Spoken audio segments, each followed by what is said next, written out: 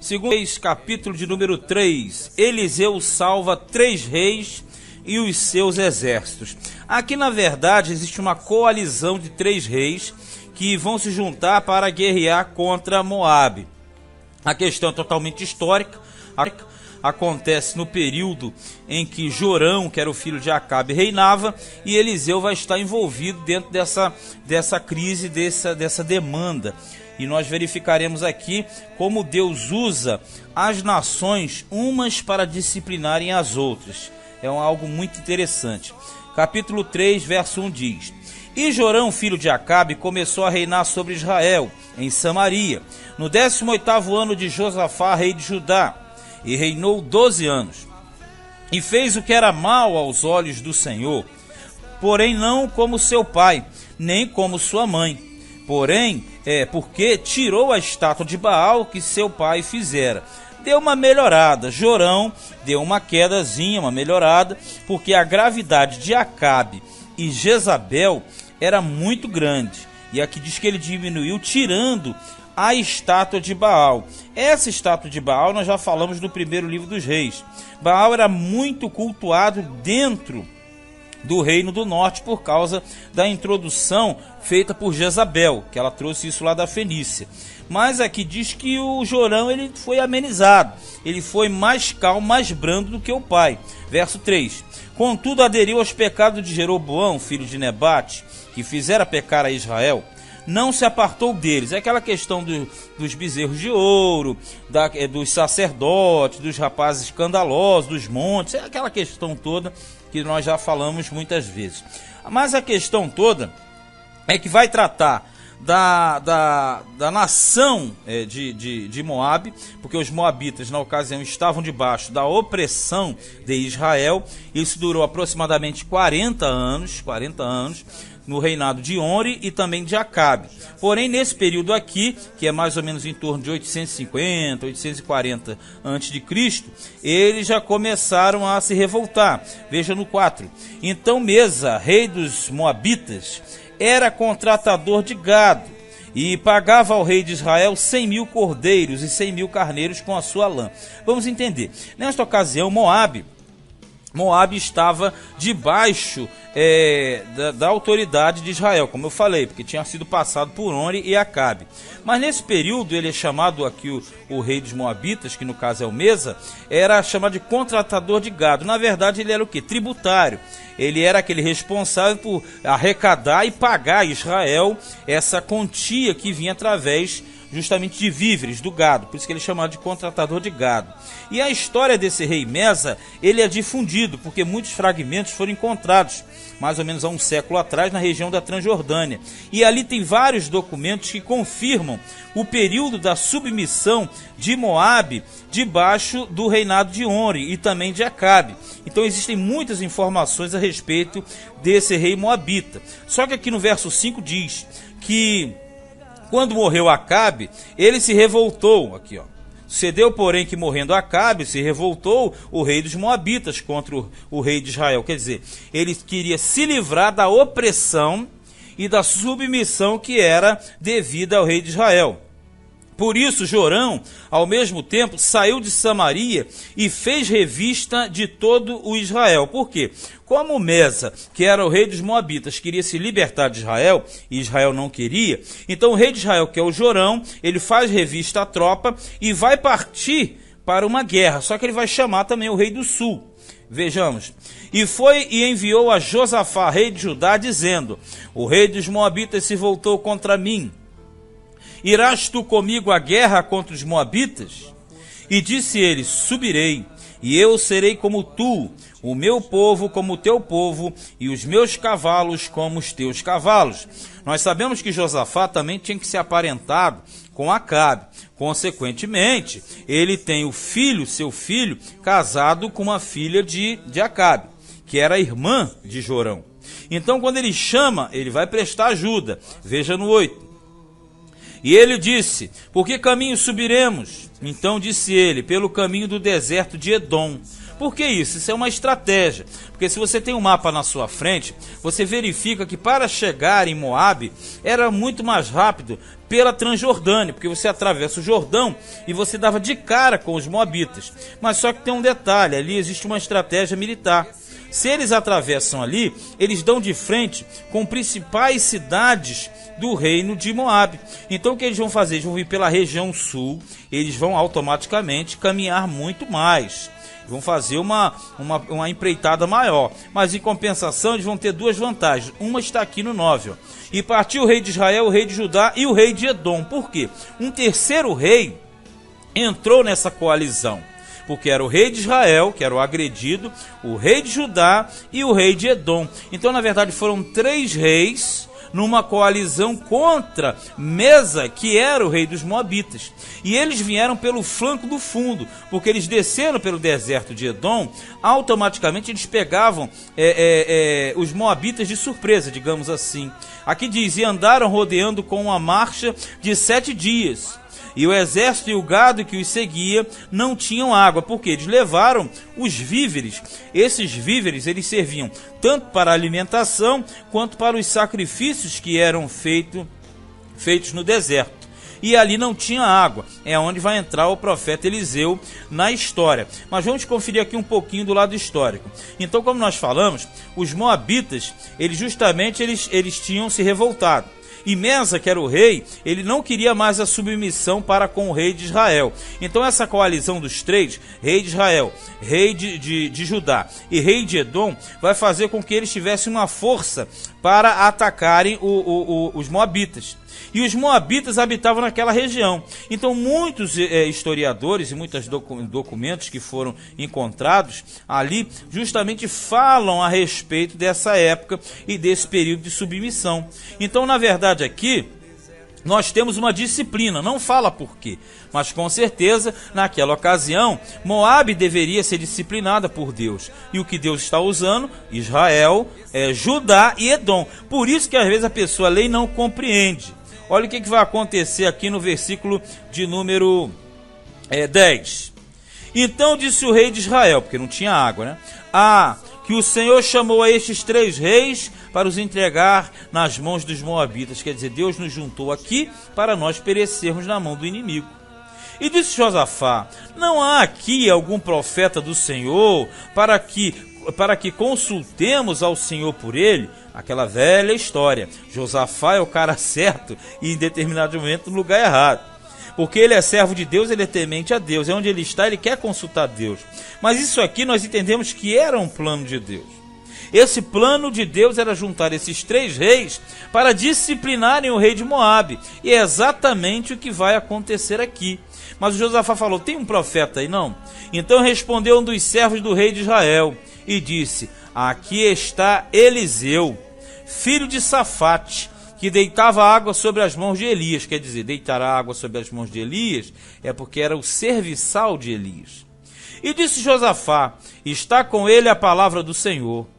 Então o rei de Israel e Josafá e o rei de Edom, os 3 reis, desceram a ele. Mas Eliseu disse ao rei de Israel, que tenho eu contigo, olha só, porque o Eliseu, quando vê o rei de Israel, ele tem ojeriza da casa do norte. Sabe por quê? Porque ele é filho de Acabe e Jezabel, grandes transgressores, inimigos de Elias, que era o pai dele, espiritualmente falando, o mestre.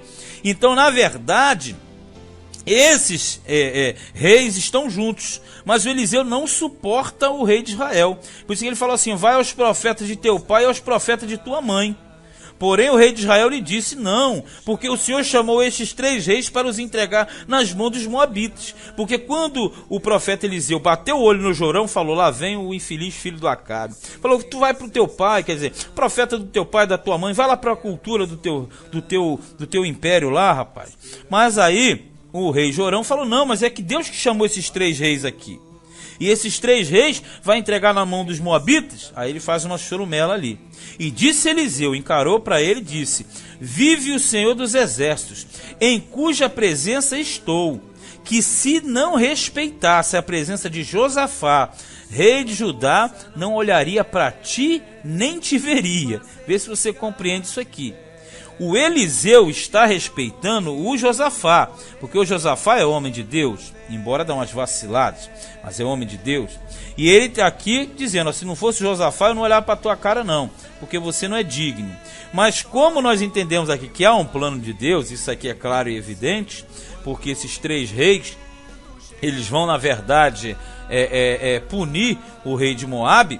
Nós entendemos que quando o Josafá se intromete naquilo ali, se entremete naquilo ali, era o ponto-chave. Se Josafá não tivesse ali, Deus não operaria. Mas como Josafá está presente, ainda que com o rei de Israel, o rei de Edom, mas Deus vai trabalhar. E é aqui o que o profeta Eliseu percebeu. Aí ele fala, ora, pois, trazei-me um tangedor. Tangedor é o arpista, aquele que toca um instrumento. É um instrumento, porque geralmente a música estava ligada a uma espécie de terapia da época, porque na verdade recorrer à música era algo que aliviava a alma. Lá em 1 Samuel capítulo 10, você deve lembrar disso, falando a respeito das músicas, também quando Saul tinha aquelas crises, né? Lá em 1 Samuel 16, 17, você lembra que ele tocava a sua harpa e ele ficava tranquilo. Como o Eliseu ficou muito irritado, muito perturbado, digamos assim, ficou fora do espírito, ele precisa de uma música, um tangedor, para acalmar os ânimos e ele sentir e ter a inspiração de Deus. Aí veio o arpista e tocou. E disse, assim diz o Senhor, fazei neste vale muitas covas. Por que isso? Porque ele ficou profundamente irritado com a presença do rei de Israel. Mas em contrapartida tinha o Josafá. Ele falou, me traz o tangedor. E quando o tangedor começou a tanger, vem sobre ele a mão do Senhor, ou seja, a virtude de Deus, a inspiração. Aí ele começa a falar que haveriam muitas covas ali, 17. Porque assim diz o Senhor, não vereis vento e não vereis chuva. Todavia este vale se encherá de tanta água que bebereis vós e o vosso gado e os vossos animais. Tipo, não vai ter chuva, não vai ter relâmpago, não vai haver trovão, mas vai haver muita água nesse lugar aqui. E é área de deserto. Então tem que ser milagre puro, puríssimo. Ele fala assim, e ainda isto é pouco aos olhos do Senhor. Também entregará ele os moabitas nas vossas mãos, confirmou a vitória. E ferirá todas as cidades fortes, quer dizer, as principais, e todas as cidades escolhidas, as nobres. E todas as boas árvores cortareis. Olha só, essa especificação aqui quebra a lei, porque a própria lei de Deus, o próprio Senhor, proibiu a questão de cortar árvores. Está lá em Deuteronômio, capítulo 20, versos 19 e 20. Ele proibiu expressamente cortar árvore frutífera, árvore do campo. Aqui vem uma ordem para cortar essas árvores, né? Todas as boas árvores. Aí nós vamos entender, nem tudo se entende, mas tem que se aceitar. Por quê? O único que pode quebrar ou mudar a sua lei é o próprio Deus. E Deus aqui está quebrando o protocolo. Porque ele diz para não cortar árvores frutíferas, é um padrão. Mas aqui ele corta esse padrão e manda cortar. Ó. E tapareis todas as fontes de água, e danificareis com pedras todos os bons campos. E está mandando simplesmente danificar toda a terra de Moabe. Nós não sabemos quais eram os pecados de Moabe, mas para Deus permitir isso e fazer assim, é porque tinha chegado no período da disciplina. 20. E sucedeu que pela manhã, oferecendo-se a oferta de manjares, quer dizer, às 9 da manhã, eis que vinham as águas pelo caminho de Edom, e a terra se encheu de água. Olha o milagre acontecendo. Porque, na verdade, quando a gente fala pelo caminho de Edom, é justamente a região do deserto. E como vem água do deserto? Só milagre de Deus para acontecer isso aqui. Porque nós sabemos que se a punição vem sobre Moabe, é porque Moabe já estava na lista de Deus. Para justamente ser o quê? Ser atacado, ser agredido. Mas ali naquele momento, como o Senhor quer cumprir aquele propósito, tudo vai bater de acordo com a vontade de Deus. Então o manancial d'água surgiu, brotou e estourou. 9 da manhã aquela água vem. Aí diz aqui ó, no versículo 21. Ouvindo, pois, todos os moabitas que os reis tinham subido para pelejarem contra eles, convocaram a todos que cingiam o cinto e daí para cima. E puseram-se às fronteiras, quer dizer, cingiam o cinto, quer dizer, os que estão aptos para ir à guerra. E ele fez a formação de batalha. 22. E levantando-se de madrugada e saindo o sol sobre as águas, isso lá em Edom, hein? Viram os moabitas defronte deles as águas vermelhas como sangue. Olha, interessante. Os homens de Deus, quer dizer, os exércitos que estavam sendo usados por Deus, as águas apareceram para eles como águas boas, que vinham do caminho de Edom. Já lá no exército de Moabe, as águas apareceram vermelhas como sangue. Por que isso? Havia um propósito. As águas vermelhas como sangue daria a entender para os moabitas que os israelitas, que os edomitas e que os judeus, eles tinham se chocado, se matado. Então o que acontece no 23? E disseram, isto é sangue. Certamente que os reis se destruíram a espada e se mataram um ao outro. Agora, pois, a presa moabitas. Eles achavam que iam encontrar moleza. Tipo assim, os reis entre si brigaram, se degladiaram e se mataram. Então nós iremos agora e possuiremos tudo. A presa moabitas. Só que eles vão dar com os burros na água. E literalmente águas, e águas vermelhas. Porém, chegando eles ao arraial de Israel, os israelitas se levantaram e feriram os moabitas, os quais fugiram diante deles. Olha aqui, ó.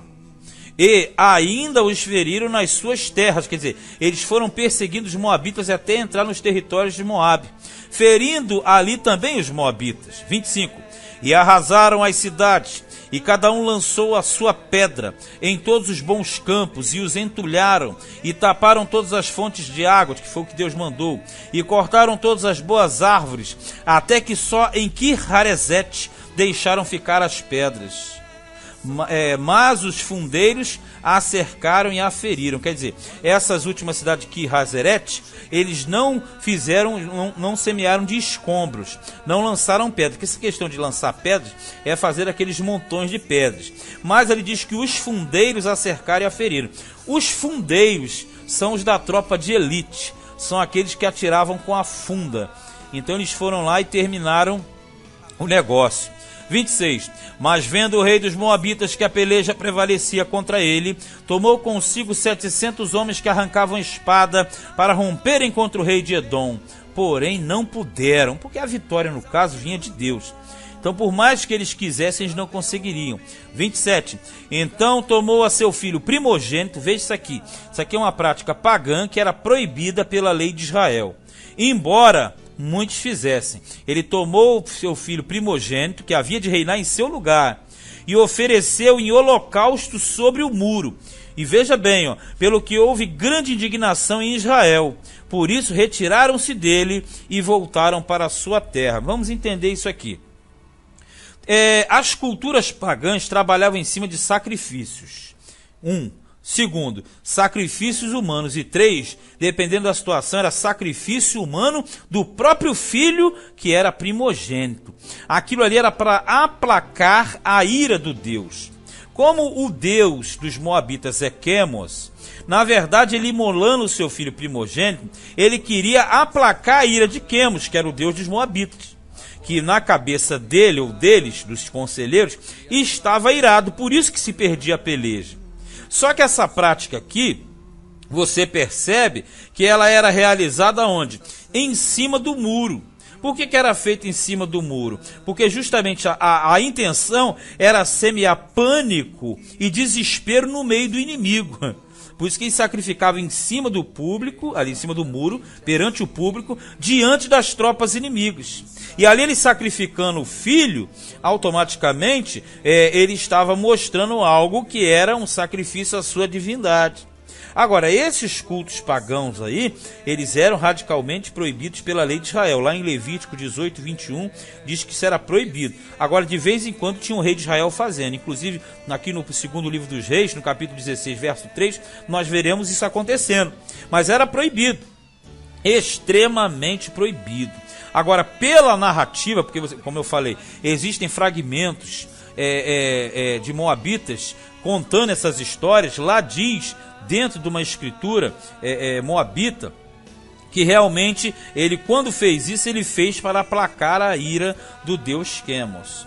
Agora entra aquele lado, né? Para Israel isso aqui era uma coisa repugnante. Por isso que aqui diz que por isso retiraram-se dele e voltaram para a sua terra. Só que tinha um efeito contraditório. Por quê? Quando o rei sacrificou o filho dele sobre o muro e as tropas retrocederam, o que dá a entender? De que funcionou o negócio. Isso mantinha um país, uma nação dentro do paganismo.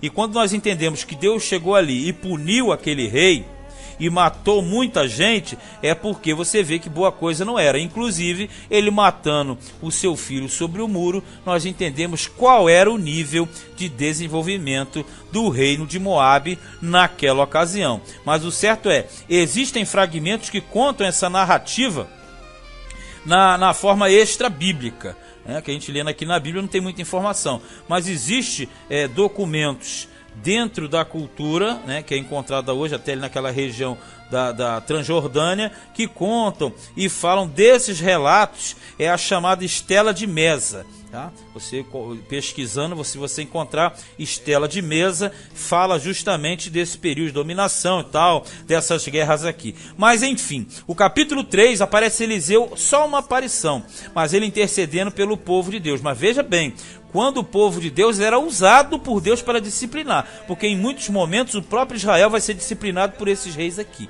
Como Deus domina tudo, tem que se entender qual é o propósito e o desenvolvimento. Segundo o livro dos reis, esse foi capítulo de número 3.